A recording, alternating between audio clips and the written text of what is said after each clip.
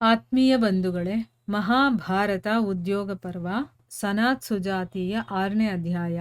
ಇದರಲ್ಲಿ ಪರಮಾತ್ಮನ ಸ್ವರೂಪ ಮತ್ತೆ ಅದನ್ನ ಯೋಗಿ ಜನರು ಸಾಕ್ಷಾತ್ಕಾರ ಮಾಡಿಕೊಳ್ಳೋದ್ರ ಬಗ್ಗೆ ನಾವು ತಿಳ್ಕೊಳ್ತಾ ಇದ್ವಿ. ಓದ ಭಾಗದಲ್ಲಿ ಎಲ್ಲವೂ ಕೂಡ ಆ ಪೂರ್ಣ ಪರಮೇಶ್ವರನಿಂದಾನೇ ಉತ್ಪತ್ತಿಯಾಗೋದು. ಪೂರ್ಣದಿಂದಲೇ ಆ ಪೂರ್ಣ ಪ್ರಾಣಿಗಳು ಕೂಡ ಕೆಲಸಗಳನ್ನ ಅಥವಾ ಚೇಷ್ಟೆಗಳನ್ನ ಮಾಡೋದು. ಆಮೇಲೆ ಏನಾಗುತ್ತೆ, ಆ ಪೂರ್ಣದಿಂದಾನೇ ಪೂರ್ಣ ಬ್ರಹ್ಮದ ಒಳಗಡೆ ಅವುಗಳೆಲ್ಲ ಉಪಸಂಹಾರವಾಗುತ್ತೆ. ಕೊನೆಯಲ್ಲಿ ಏಕಮಾತ್ರ ಪೂರ್ಣ ಬ್ರಹ್ಮನೇ ಶೇಷವಾಗಿ ಉಳಿತಾನೆ. ಆ ಪರಮಾತ್ಮನನ್ನ ಯೋಗಿ ಜನರು ಸಾಕ್ಷಾತ್ಕಾರ ಮಾಡ್ಕೊಳ್ತಾರೆ ಅನ್ನೋದನ್ನ ತಿಳ್ಕೊಂಡ್ವಿ. ಈಗ ಮುಂದುವರೆದು ಹೇಳ್ತಾರೆ, ಆ ಪೂರ್ಣ ಬ್ರಹ್ಮನಿಂದಾನೇ ವಾಯುವಿನ ಆವಿರ್ಭಾವವಾಗುತ್ತೆ ಮತ್ತು ಅದ್ರ ಒಳಗಡೆ ಅದರ ಸ್ಥಿತಿ ಇದೆ. ಅದರಿಂದಾನೇ ಅಗ್ನಿ ಮತ್ತೆ ಸೋಮದ ಕೂಡ ಉತ್ಪತ್ತಿ ಆಗುತ್ತೆ ಮತ್ತು ಅದರೊಳಗಡೆನೆ ಈ ಪ್ರಾಣದ ವಿಸ್ತಾರವಾಗಿದೆ. ಎಲ್ಲಿ ತನಕ ಹೇಳಲಿ, ನಾನು ಬೇರೆ ಬೇರೆ ವಸ್ತುಗಳ ಹೆಸರನ್ನ ಹೇಳೋದ್ರಲ್ಲಿ ನಾನು ಅಸಮರ್ಥನಾಗಿದ್ದೀನಿ. ಅಂದ್ರೆ ಒಂದೊಂದು ವಸ್ತುಗಳ ವಿಷಯಗಳನ್ನು ಹೇಳೋದಕ್ಕೆ ನನ್ನ ಕೈಯಲ್ಲಾಗಲ್ಲ. ಎಲ್ಲವೂ ಭಗವಂತ, ಅಷ್ಟು ಹೆಸರುಗಳನ್ನ ಹೇಳೋದ್ರಲ್ಲಿ ನಾನು ಅಸಮರ್ಥನಾಗಿದ್ದೀನಿ. ನೀನು ಇಷ್ಟನ್ನ ತಿಳ್ಕೊ, ಎಲ್ಲವೂ ಕೂಡ ಆ ಪರಮಾತ್ಮನಿಂದಾನೇ ಪ್ರಕಟವಾಗಿರುವಂಥದ್ದು. ಆ ಸನಾತನ ಭಗವಂತನನ್ನ ಯೋಗಿ ಜನರು ಸಾಕ್ಷಾತ್ಕರಿಸ್ಕೊಳ್ತಾರೆ ಅಂತನ್ಬಿಟ್ಟು ಇಲ್ಲಿ ಹೇಳ್ತಾ ಇದ್ದಾರೆ. ಆಮೇಲೆ ಅಪಾನವನ್ನ ಪ್ರಾಣವು ತನ್ನಲ್ಲಿ ಲೀನವಾಗಿಸ್ಕೊಳ್ಳುತ್ತೆ. ಈಗ ನಮ್ಮಲ್ಲಿ ಎಷ್ಟೊಂದು ವಾಯುಗಳಿದೆಯಲ್ವಾ ನಮ್ಮ ಶರೀರದಲ್ಲಿ, ಅದರಲ್ಲಿ ಅಪಾನವನ್ನ ಪ್ರಾಣ ತನ್ನಲ್ಲಿ ಲೀನವಾಗಿಸ್ಕೊಳ್ಳುತ್ತೆ. ಮತ್ತೆ ಪ್ರಾಣವನ್ನ ಚಂದ್ರನನ್ನ ಸೂರ್ಯ, ಮತ್ತೆ ಸೂರ್ಯನನ್ನ ಪರಮಾತ್ಮ ತನ್ನಲ್ಲಿ ಲೀನವಾಗಿಸ್ಕೊಳ್ತಾನೆ. ಆ ಸನಾತನ ಪರಮೇಶ್ವರನನ್ನ ಯೋಗಿ ಜನರು ಸಾಕ್ಷಾತ್ಕಾರ ಮಾಡಿಕೊಳ್ತಾರೆ. ಅಂತಂದ್ರೆ ಎಲ್ಲವನ್ನ ಲೀನವಾಗಿಸ್ಕೊಳ್ಳೋದು ಹೇಗೆ ಅಂತನ್ಬಿಟ್ಟು ಹೇಳಿ ಅಂಥ ಪರಮಾತ್ಮನನ್ನ ಯೋಗಿ ಜನರು ಸಾಕ್ಷಾತ್ಕಾರ ಮಾಡಿಕೊಳ್ತಾರೆ. ಹೃದಯ ದೇಶದಲ್ಲಿ ಸ್ಥಿತನಾದಂತಹ, ಅಂದ್ರೆ ನಮ್ಮ ಹೃದಯದಲ್ಲಿ ಸ್ಥಿತನಾಗಿರುವಂತಹ, ಎಷ್ಟುದ್ದ ಇದ್ದಾನವನು, ಆ ಅಂಗುಷ್ಟ ಮಾತ್ರ, ಅಂಗುಷ್ಟ ಎಷ್ಟಿದೆಯೋ ಅಷ್ಟು ಮಾತ್ರ ಅವನಿರೋದು. ಅಂತ ಅಂತರ್ಯಾಮಿ ಪರಮಾತ್ಮ ಲಿಂಗ ಶರೀರದ ಸಂಬಂಧದಿಂದ ಜೀವಾತ್ಮನ ರೂಪದಲ್ಲಿ, ಅಂದ್ರೆ ಆ ಭಗವಂತನೇ ಇಲ್ಲಿ ಜೀವಾತ್ಮನ ರೂಪದಲ್ಲಿ ಸದಾ ಜನನ ಮರಣವನ್ನ ಪಡಿತಾನೆ. ಅಂದ್ರೆ ನಾವು ಅಂತ ನಾವೇನು ಅನ್ಕೊಂಡಿದೀವೋ ಅದು ಕೂಡ ಭಗವಂತನೇ. ಅವನು ನಮ್ಮ ಒಳಗಡೆ ಇದ್ದಾನೆ ಅಂಗುಷ್ಟ ಮಾತ್ರದಲ್ಲಿ, ಆದರೆ ಅವನು ಜೀವಾತ್ಮನಾಗಿ ಅವನು ಸದಾ ಜನನ ಮರಣವನ್ನ ಪಡಿತಾನೆ. ಆ ಎಲ್ಲದರ ಶಾಸಕ ಅಂದ್ರೆ ಎಲ್ಲರ ಮೇಲೆ ಶಾಸನವನ್ನ ನಡೆಸುವಂಥವನು, ಆಮೇಲೆ ಸ್ತುತಿ ಮಾಡೋದಕ್ಕೆ ಯೋಗ್ಯನಾಗಿರುವಂಥವನು, ಸರ್ವ ಸಮರ್ಥನಾಗಿರುವಂಥವನು, ಎಲ್ಲದಕ್ಕೂ ಕೂಡ ಆದಿಕಾರಣನಾಗಿರುವಂಥವನು, ಮತ್ತೆ ಎಲ್ಲ ಕಡೆಗಳಲ್ಲೂ ಕೂಡ ವಿರಾಜಮಾನನಾಗಿರುವಂತಹ ಪರಮಾತ್ಮನನ್ನ ಮೂಢ ಪುರುಷರು ನೋಡೋದಕ್ಕೆ ಸಾಧ್ಯ ಇಲ್ಲ. ಆದರೆ ಯೋಗಿ ಜನರು ಆ ಸನಾತನ ಪರಮೇಶ್ವರನನ್ನ ಸಾಕ್ಷಾತ್ಕಾರ ಮಾಡ್ಕೊಳ್ತಾರೆ. ಅಂದ್ರೆ ಎಲ್ರೂ ನೋಡೋದಕ್ಕೆ ಸಾಧ್ಯ ಇಲ್ಲ, ಎಲ್ಲಾ ಕಡೆ ಅವನೇ ಇದ್ರೂ ಕೂಡ ಮೂಢರು ನೋಡೋದಕ್ಕೆ ಸಾಧ್ಯ ಇಲ್ಲ. ಸ್ವಲ್ಪ ಸ್ವಲ್ಪ ಜ್ಞಾನ ತಿಳುವಳಿಕೆ ಬರ್ತಾ ಬರ್ತಾ ಬರ್ತಾ ಬರ್ತಾ ಸ್ವಲ್ಪ ನೋಡೋದಕ್ಕೆ ಬರುತ್ತೆ. ಆದ್ರೆ ಯಾರು ಯೋಗಿ ಜನರಾಗಿರ್ತಾರೋ ಅಂಥವರಿಗೆ ಸಂಪೂರ್ಣವಾಗಿ ಅವನು ಕಾಣಿಸ್ಕೊಳ್ತಾನೆ ಅಂತ ಅಂದ್ಬಿಟ್ಟು ಇಲ್ಲಿ ಹೇಳ್ತಾ ಇದ್ದಾರೆ. ಈಗ ಯಾರಾದ್ರೂ ವ್ಯಕ್ತಿಗಳಾಗಿರ್ಬೋದು, ಅವರು ಸಾಧನ ಸಂಪನ್ನರೇ ಆಗಿರ್ಲಿ ಅಥವಾ ಸಾಧನಹೀನರೇ ಆಗಿರ್ಲಿ, ಎಲ್ಲಾ ಮನುಷ್ಯರಲ್ಲೂ ಕೂಡ ಸಮಾನ ರೂಪದಲ್ಲಿ ಆ ಬ್ರಹ್ಮ ದೃಷ್ಟಿಗೋಚರನಾಗ್ತಾನೆ. ಅಂದ್ರೆ ಒಬ್ಬ ಶ್ರೇಷ್ಠ ಮಹಾತ್ಮ ಇರ್ತಾನಲ್ಲ, ಅವನಲ್ಲಿ ಮಾತ್ರ ಪರಮಾತ್ಮ ಇರ್ತಾನೆ, ಅವರಲ್ಲಿ ಮಾತ್ರ ಕಾಣಿಸ್ಕೊಳ್ತಾನೆ, ಆ ರೀತಿ ಅಲ್ಲ.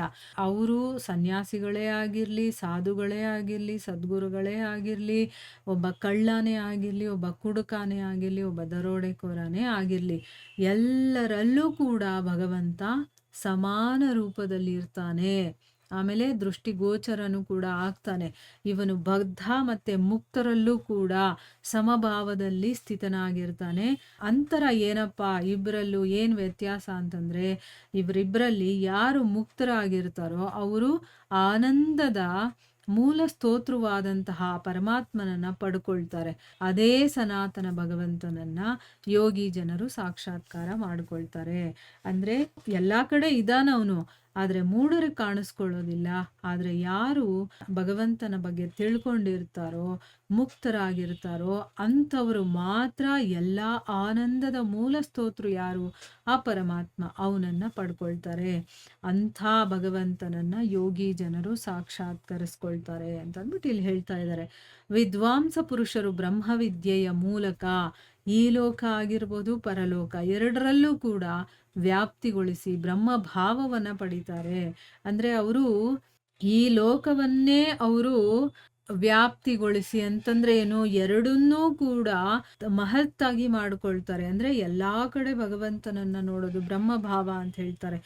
ಆ ಭಾವವನ್ನ ಪಡಿತಾರೆ. ಆ ಸಮಯದಲ್ಲಿ ಅವನ ಮೂಲಕ ಅಗ್ನಿಹೋತ್ರ ಈ ರೀತಿ ಕೆಲಸಗಳು ಆಗಿಲ್ಲ ಅಂತಂದ್ರೂ ಕೂಡ ಅದೆಲ್ಲ ಆಯ್ತು ಅಂತಾನೆ ತಿಳ್ಕೋಬೇಕು. ಅಂದ್ರೆ ಅವನು ಯಾವಾಗ ಎಲ್ಲ ಕಡೆ ಭಗವಂತನನ್ನ ನೋಡೋದಕ್ಕೆ ಶುರು ಮಾಡ್ತಾನೋ ಅವಾಗ ಅವನಿಗೆ ಯಾವುದೇ ಕರ್ತವ್ಯಗಳು, ಕರ್ಮಗಳು ಮಾಡಲೇಬೇಕು ಅನ್ನುವಂಥ ಒಂದು ನಿಯಮ ಇರೋದಿಲ್ಲ. ಅವನು ಇಷ್ಟ ಬಂದ್ರೆ ಮಾಡ್ಬೋದು, ಇಲ್ಲ ಅಂದ್ರೆ ಇಲ್ಲ. ಯಾಕಂದ್ರೆ ಅವನು ಆಲ್ರೆಡಿ ಆ ಪರಮಾತ್ಮನನ್ನ ಪಡೆದ ಆಗೋಗಿರತ್ತಲ್ವಾ. ಅದಕ್ಕೋಸ್ಕರ ಮುಂದೆ ಹೇಳ್ತಾರೆ, ರಾಜನೇ ಈ ಬ್ರಹ್ಮವಿದ್ಯೆ ಅನ್ನೋದು ನಿನ್ನಲ್ಲಿ ಲಘುವಾಗಿ ಬರೋದಕ್ಕೆ ಬಿಡಬೇಡ. ಇದ್ರ ಮೂಲಕ ನಿನಗೆ ಯಾವುದನ್ನ ವೀರ ಪುರುಷರು ಪಡ್ಕೊಳ್ತಾರೋ ಆ ಪ್ರಜ್ಞೆ ಅನ್ನೋದು ಪ್ರಾಪ್ತಿಯಾಗಲಿ. ಅಂದ್ರೆ ಏನೋ ಸ್ವಲ್ಪ ಸ್ವಲ್ಪ ಆ ರೀತಿ ನೀನು ತಿಳ್ಕೊಳ್ಳೋದಕ್ಕೆ ಹೋಗ್ಬೇಡ. ವೀರ ಪುರುಷರು ಇದಾರಲ್ಲ ಅವ್ರೇನು ಪಡ್ಕೊಳ್ತಾರೋ ಅಂತ ಒಂದು ಪ್ರಜ್ಞೆ ಅನ್ನೋದು ನಿನಗೆ ಸಿಗ್ಲಿ. ಆ ಪ್ರಜ್ಞೆ ನಿನಗೆ ಪ್ರಾಪ್ತಿಯಾಗಲಿ ಅಂತಂದ್ಬಿಟ್ಟು ಹೇಳ್ತಾರೆ. ಆ ಪ್ರಜ್ಞೆಯ ಮೂಲಕನೇ ಯೋಗಿಗಳು ಆ ಸನಾತನ ಪರಮಾತ್ಮನನ್ನ ಸಾಕ್ಷಾತ್ಕಾರ ಮಾಡ್ಕೊಳ್ತಾರೆ. ಅಂದ್ರೆ ಏನು? ಸ್ವಲ್ಪ ಚಿಕ್ಕದಾಗಿ ವಿದ್ಯೆ ನಿನಗೆ ಬರೋದು ಬೇಡ. ಅಂದ್ರೆ ಆ ಭಗವಂತನನ್ನ ಪಡ್ಕೊಳ್ಳೋದಕ್ಕೆ ಏನು ಪ್ರಜ್ಞೆ ಬೇಕೋ ಅಂತ ಪ್ರಜ್ಞೆ ನಿನಗೆ ಬರಲಿ ಅಂತಂದ್ಬಿಟ್ಟು ಅವ್ರು ಹೇಳ್ತಾ ಇರೋದು. ಯೋಗಿಗಳು ಯಾವ ಪ್ರಜ್ಞೆಯ ಮೂಲಕ ಭಗವಂತನನ್ನ ಸಾಕ್ಷಾತ್ಕಾರ ಮಾಡ್ಕೊಳ್ತಾರೋ ಅಂಥ ಪ್ರಜ್ಞೆ ನಿನಗೆ ಬರಲಿ ಅಂತಂದ್ಬಿಟ್ಟು ಅವರು ಹೇಳ್ತಾರೆ. ಅಂದ್ರೆ ಆ ಭಗವಂತನನ್ನ ಪಡ್ಕೋಬೇಕು ಅಂತಂದ್ರೆ ಕೆಲವೊಂದು ಜ್ಞಾನ ಬರಬೇಕು ನಮಗೆ. ಆ ಪ್ರಜ್ಞೆ ಅನ್ನೋದು ಬರಬೇಕು. ಸೊ ಅಂಥ ಪ್ರಜ್ಞೆ ನಿನಗೆ ಸಿಗ್ಲಿ ಅಂತಂದ್ಬಿಟ್ಟು ಇಲ್ಲಿ ಹೇಳ್ತಾ ಇದ್ದಾರೆ.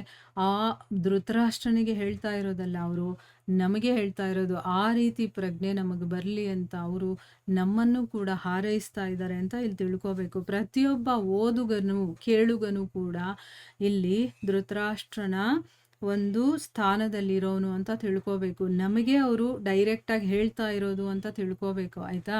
ಈ ಧರ್ಮಗ್ರಂಥಗಳನ್ನ ಓದ್ತಾ ಇರಬೇಕಾದ್ರೆ ಅಲ್ಲಿ ಯಾರಿದಾರೋ ಅವ್ರಿಗೆ ಹೇಳ್ತಾ ಇರೋದು, ನಮಗಲ್ಲ ಅಂತ ಯಾವತ್ತೂ ತಿಳ್ಕೋಬಾರ್ದು.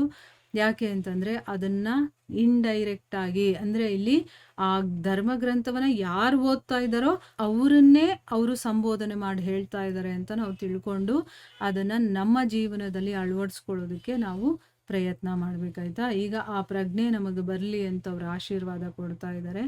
ಸೊ ನಮಗೆ ಖಂಡಿತವಾಗ್ಲೂ ಬಂದೇ ಬರುತ್ತೆ ಅಂತ ತಿಳ್ಕೊಂಡು ನಾವಿಲ್ಲಿಗೆ ನಿಲ್ಸೋಣ. ಮುಂದುವರೆದವ್ರು ಏನು ಹೇಳ್ತಾರೆ ಅಂತ ನಾವು ಮುಂದಿನ ಭಾಗದಲ್ಲಿ ತಿಳ್ಕೊಳ್ಳೋಣ. ಹರೇ ಕೃಷ್ಣ.